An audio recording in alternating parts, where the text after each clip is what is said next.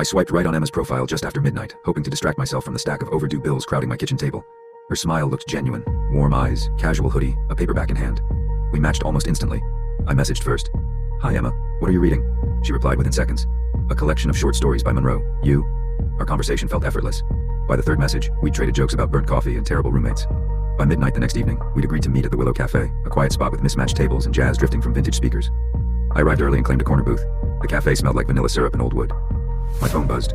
"Running 5 minutes late, sorry." I shrugged, ordered black coffee, and pulled out my laptop to finish a report. When she arrived, I nearly didn't recognize her. The hoodie was gone. She wore a tailored coat and carried herself like someone who never worried about rent. Her smile remained, but the warmth was tainted by something unreadable. Sharp eyes scanning the room before settling on me. "Hey," she said, voice low. "Sorry I'm late." We talked for an hour. Books, travel, our favorite podcasts. She listened intently, nodding at the right moments, leaning in so I caught the faint scent of her perfume. Something musky, almost clinical. I laughed harder than I had in weeks. When the bill came, Emma reached without hesitation. "My treat," she said, sliding her card across the table. The card reader flickered and faded. She swore under the breath and stood. "Be right back," she said, disappearing toward the back door. I waited. 5 minutes passed. 10. My stomach nodded. I peered over the counter. No sign of her. The barista shrugged when I asked. She left. Said she forgot something. I shrugged it off as awkward. Maybe she got a text. I left the tip and walked toward my car. The street was empty. Lampposts casting pools of yellow light. My phone buzzed. "Sorry about that. Hope you got home safe." Relief washed over me.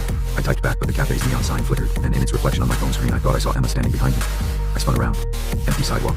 I laughed. "Nerves," I told myself. I climbed in and started the engine. That's when my phone dinged again. A series of photos.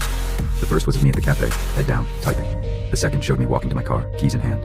The third was taken through my windshield from inside my locked car. I froze. A new message. "I see you."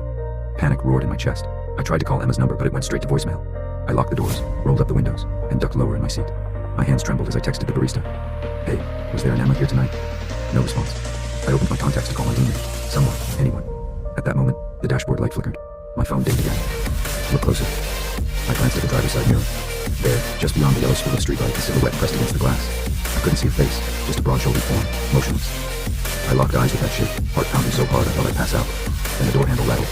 I yanked my seatbelt off and slipped out the passenger side, adrenaline fueling my legs as I sprinted toward the cafe.